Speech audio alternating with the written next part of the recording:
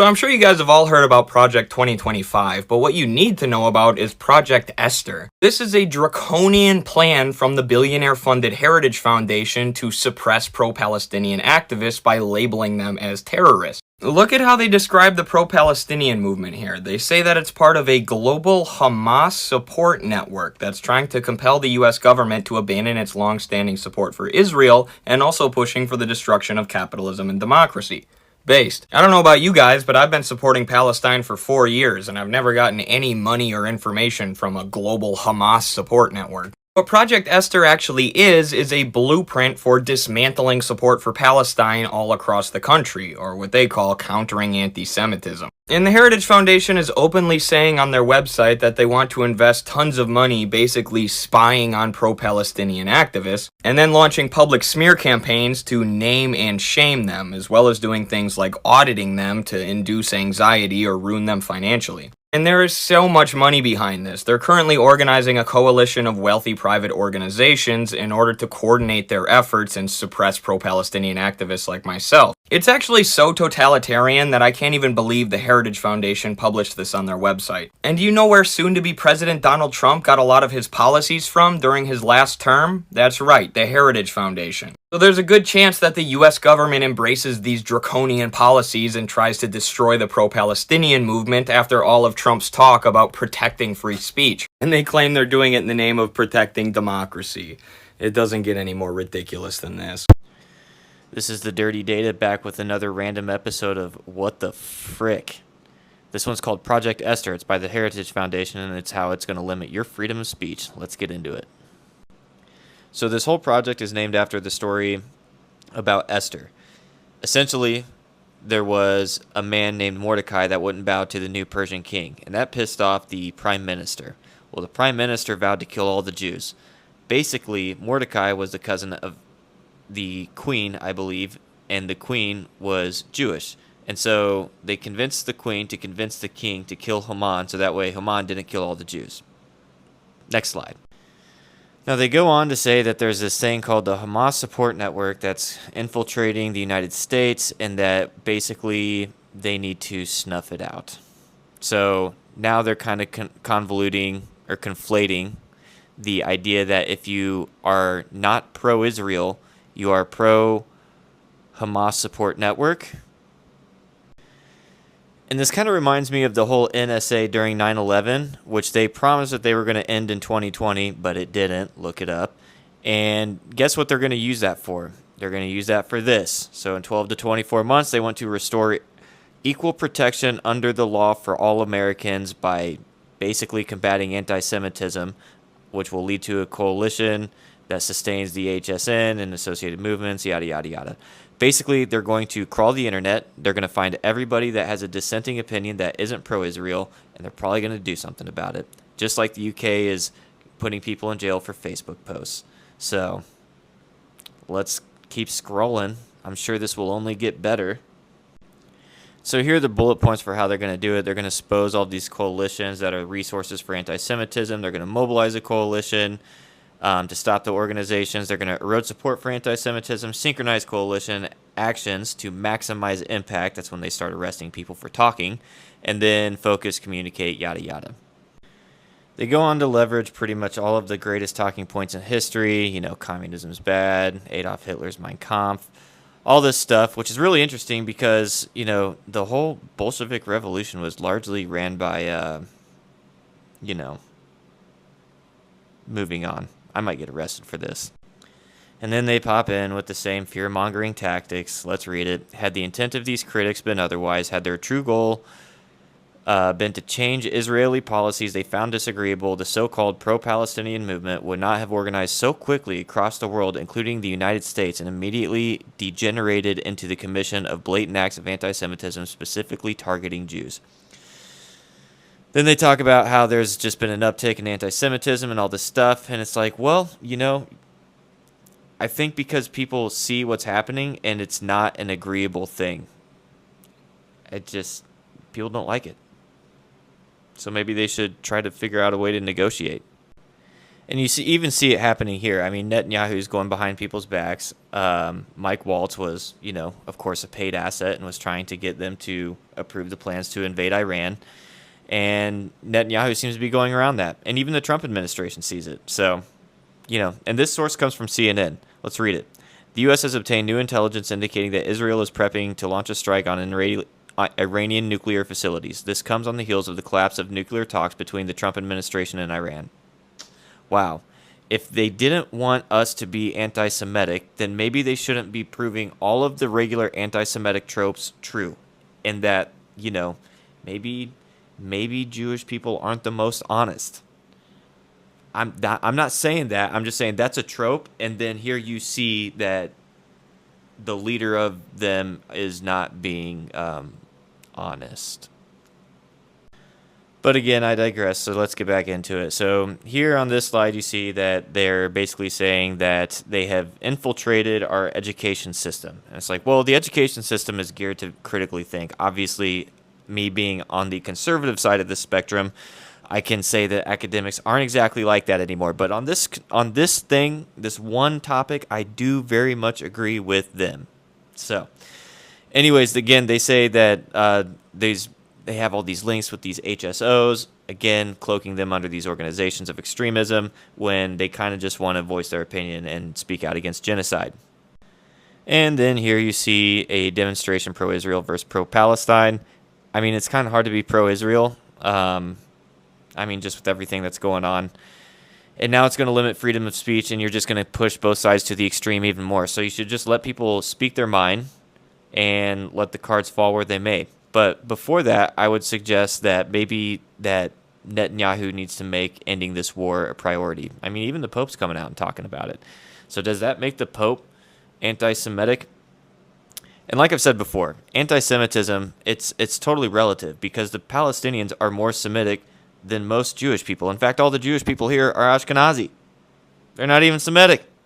So, again, it's this whole like sleight of hand thing. It's not a good look. It's not a good look. And now everybody's looking and calling out all of these little things, and you're digging yourself a hole. So let's move on to the next slide. Here they claim some more fear-mongering tactics. These HSN and HSOs have taken over the mainstream media, and the mainstream media can capture the young hearts and minds of all these people and use it as control. So I guess apparently now, because the Trump administration got elected, that these HSN and HSOs are taking over the media, which I don't agree. It's just people don't like seeing men, women, and children get slaughtered. I know it's a part of war, but it ain't a good look.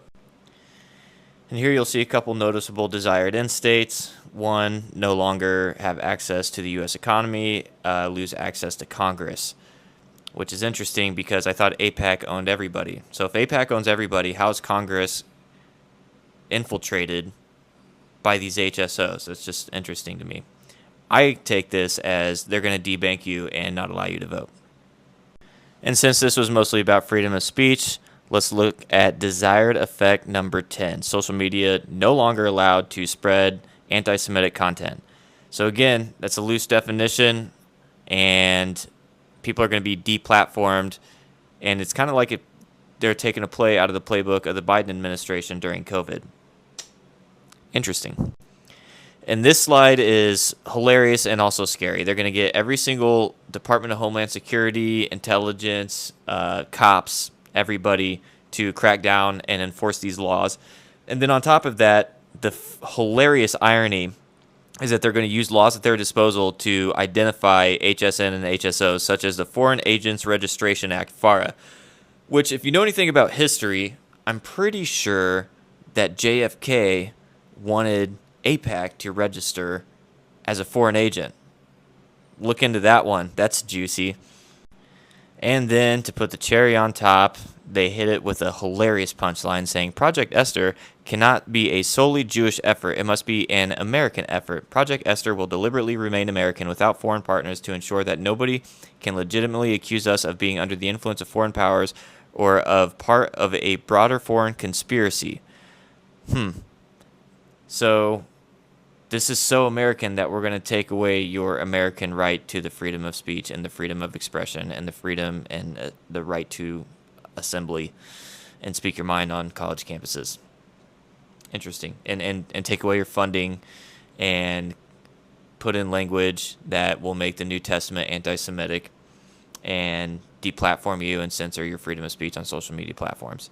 That's going to be so American, dude. I feel American already. I'm on my way to the courthouse in Washington, D.C. right now because one of our Palestinian sisters is being tried in a bogus case of assault.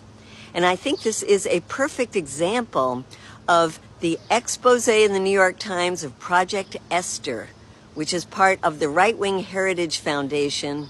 And it's a devious scheme to dismantle the pro-Palestinian movement in the United States, along with its support at schools, universities, progressive organizations, and even Congress. The idea is to brand critics of Israel as supporters of Hamas so that they can be deported, defunded, sued, fired, ostracized, expelled, and basically silenced. Curriculum that it says is sympathetic to Hamas, take it out of the schools and universities. That is happening. It says supporting faculty should be removed. That is happening. It says social media should be purged of content deemed to be anti-Semitic. Check. Institutions should lose public funding. Check. Foreign students who push for Palestinian rights should have their visas revoked. Check. But Project Esther wants to go even further, to equate actions such as participating in pro-Palestinian campus protests as providing material support for terrorism. And that could lead to prison time, deportations, civil penalties, and other serious consequences. The think tank is exploiting real concerns about anti-Semitism to advance its broader agenda of radically reshaping higher education and crushing progressive movements. This agenda of Project Esther and the Heritage Foundation more broadly needs to be continually exposed and fiercely opposed. How? By standing up for our rights, by demanding our right to free speech, free press, and free Palestine. We have to talk about Project Esther. I'm feeling crazy because I just learned about this, and if I was any kind of lawmaker that wasn't Republican, I would be screaming about this from the rooftops. But I guess that is too much for us to ask right now. Project Esther is a brainchild of the Heritage Foundation. If that sounds familiar, it is because they also wrote and have pushed forward Project 2025. I'm reading from the Heritage Foundation website. Named after the historic Jewish heroine who saved the Jews from genocide in ancient Persia, Project Esther provides a blueprint to counter anti-Semitism in the United States and ensure the security and prosperity of all Americans. At face value, fine. Like, that's a mission that a lot of Jewish organizations have put out. Obviously, anti-Semitism is on the rise. It's a very real problem. Fine. They then go on to talk about the anti-Zionist and anti-American groups comprising the so-called pro-Palestinian movement inside the United States that are exclusively pro-Palestine and more so pro-Hamas. They are part of a highly organized global Hamas support network, or HSN, and therefore effectively a terrorist support network. Now, there was a report that came out about Project Esther yesterday because there was a congressional hearing where Republican members of Congress accused a lot of universities for not doing enough to combat anti-Semitism on their campuses. And after doing a lot of digging and trying to understand the brainchild behind Project Esther and where this came from and where it's going, this is clearly the entire blueprint of the propaganda machine that is Republicans trying to use a growing threat against Jews to their advantage. I read through most of Project Esther, and it was a painful read, to say the least. Project Esther is basically a policy that is attempting to equate anything that is not blind support of the state of Israel with anti-Semitism, and it goes a step further because what it then says is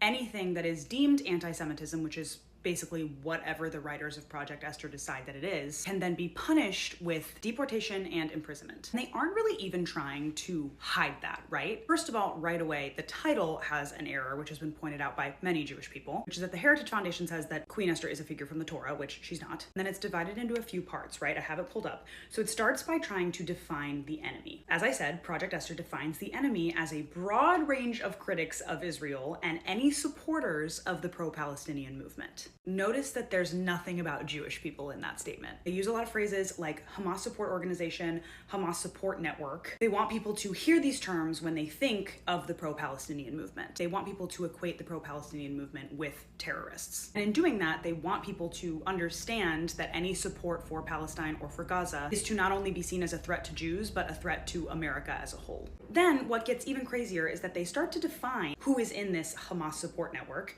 They describe it as a network where it's pro-Palestinian groups, National Students for Justice in Palestine, and then they also name a lot of anti-Zionist groups that many Jewish people are a part of. They name Jewish Voice for Peace, calling those organizations pro-Hamas. They also call progressive members of Congress, Ilhan Omar and Rashida Tlaib, terrorists, which I can't even get into. But just to be clear, even being Jewish doesn't mean that you couldn't be a part of the Hamas support network. And they're not just arguing this in a metaphorical way. They're literally arguing that members of Congress, that organizations like Jewish Voice for Peace are literally connected to Hamas. The next part of the document goes into a lot of ideas for punishment once you've been labeled a member of this Hamas support network, which basically seems like it could be anyone who says anything that they don't like. They say that you can be deported, defunded, sued, fired, expelled, ostracized, and quote, otherwise excluded from what Project Esther calls open society. The woman who wrote this particular policy, the woman who wrote Project Esther, also came out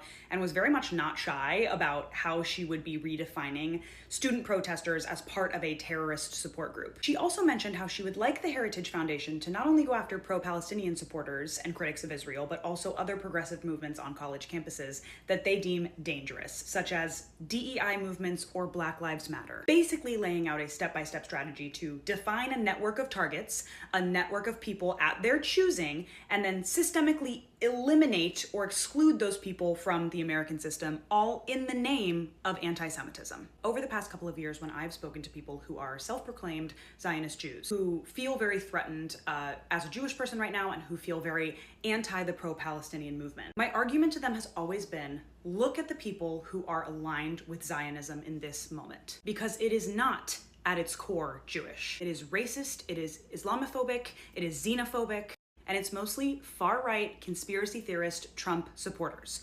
Those are the people who are most closely aligned with Israel and the Zionist movement right now. And that's devastating because those people are using a very real issue of anti-Semitism to basically try to cut out anyone that they don't agree with, particularly on college campuses. And I didn't realize that the argument that I was making is actually to combat an extremely organized and targeted propaganda machine. People who are self-proclaimed Zionist Jews also love to say that the rest of the world is just falling for Hamas propaganda, that we're all being played by Hamas. When it turns out there is a very concerted think tank, very successful think tank that got Donald Trump elected as president, working in the name of anti-Semitism. Again, distracting from the very real issue of anti-Semitism in order to push their own agenda. We are all susceptible to propaganda, but there is no one more susceptible than someone who thinks they're not. I encourage anyone, if you have someone who is on the opposite side of the pro-Palestinian movement, someone who maybe just hasn't had a window in, talk to them about this information. Show them that there is a huge machine working to get them to hate anyone who says anything, even just in critique of the Israeli government. And I don't understand why we're not seeing more lawmakers or more Democrats in general speaking about this. Trump's blueprint for shutting down the Palestine movement just got leaked, and it's pretty revealing. A reporter from the New York Times got her hands on a previously unseen policy paper from the far-right think tank, the Heritage Foundation, the same think tank that spearheaded Project 2025, and created the blueprint for Trump's attack on universities. The paper basically proposes the idea that the global movement against the Palestinian genocide isn't a real movement of tens of millions of people, rather that it's a global undercover support network for Hamas, which they call the Hamas Support Network, or HSN. They're doing all this so they can make the argument that the Department of Justice has the right to go after pro-Palestine groups for providing material support for terrorism, a federal crime that comes with heavy prison sentences, the shutting down of bank accounts, and the seizure of assets. A number of Project Esther's proposals are almost identical to what the Trump administration has done to the Palestine movement since taking office, like canceling visas for foreign students that support Palestine and withholding federal funds from institutions that don't enforce anti-Palestinian policies. Some of the other proposals include deprioritizing pro-Palestine posts and social media algorithms, sowing distrust between pro-Palestine groups, framing the Palestine movement as anti-American, dissuading localities from issuing protest permits to the Palestine movement, and presenting the movement as criminal. The Heritage Foundation started writing this proposal after October 7th and intended for it to be implemented as soon as a willing administration took power, which they ended up getting with the Trump administration. While there's no way to be 100% sure that they're using this proposal, one of the co-authors of the proposal basically said as much, saying that it was, quote, no coincidence that we called for a series of actions to take place privately and publicly, and they're now happening. The Project Esther proposal was written by Victoria Coates, Robert Greenway, and Daniel Flesch, who all work for Heritage. The team also consulted with members of the National Security Council from the first Trump administration, and all three of the co-authors are extreme Zionists tied in closely with the U.S. national security state and the Israeli military. Their team also traveled to Israel in late April, right around the peak of the global encampments movement, to discuss Project Esther with high-level Israeli officials, including the defense and foreign ministers. For us at Breakthrough, all this hits really close to home. This is the playbook they already used against Mahmoud Halil, who we interviewed extensively, and the Heritage Foundation also published a report last summer that identified Breakthrough as a leader of the radical media wing of the ecosystem they've been lobbying to crush. While the current repression is designed to make Israel look invincible, it's really a sign of their weakness. The fact that their arguments are descending into ever more paranoid and alarmist scare tactics is a tacit admission that they've lost the debate. Just think about how ridiculous what they're saying really is. They're saying that all of the people who have come out to protest the genocide, nurses, software programmers, port workers, teachers, veterans, and high schoolers, are all part of a global clandestine network to support Hamas. We used to joke that Israel would say that everyone they don't like is Hamas, but that's actually the argument they're putting forward now. And it goes without saying that this is all obviously fabricated. If they had any actual evidence that any of these groups were agents of Hamas, we would have seen it plastered in every newspaper and primetime TV show 24/7. But we don't see that because the evidence doesn't exist. And while they attempt to paint pro-Palestine protesters as foreign agents, what Project Esther reveals is that it's the Trump administration and Congress who are coordinating directly with the foreign terrorist state and their extremist supporters in the United States. Donald Trump won the election by pledging to end U.S. involvement in foreign conflicts and framed himself as the pro-free speech, pro-Constitution candidate. But since taking office, he's appointed one of the most pro-Israel cabinets in recent memory, which is clearly just a gift to the Israel lobby groups that poured hundreds of millions of dollars into his campaign and that allowed them to sweep away protest and speech rights in a matter of months. Americans of all stripes, whether you're a Republican or a Democrat, should see Project Esther as a fundamental threat to your rights. It's not just about Palestine, because it sets the precedent that anyone who opposes the military-industrial complex, the current administration, or frankly, any of the future administrations, can be labeled a terrorist, targeted as such, and be stripped of your right to free speech and assembly, have your access to money and public platforms seized, and have your characters assassinated. It's the Palestine movement for now, but by tomorrow, it could be you. Project Esther is part of Trump's Project 2025, a broader right-wing agenda that claims to fight anti-Semitism. But its real goal is to weaponize claims of anti-Semitism to silence pro-Palestine activism on campuses, attack the gains of affirmative action, and shatter diversity and inclusion initiatives.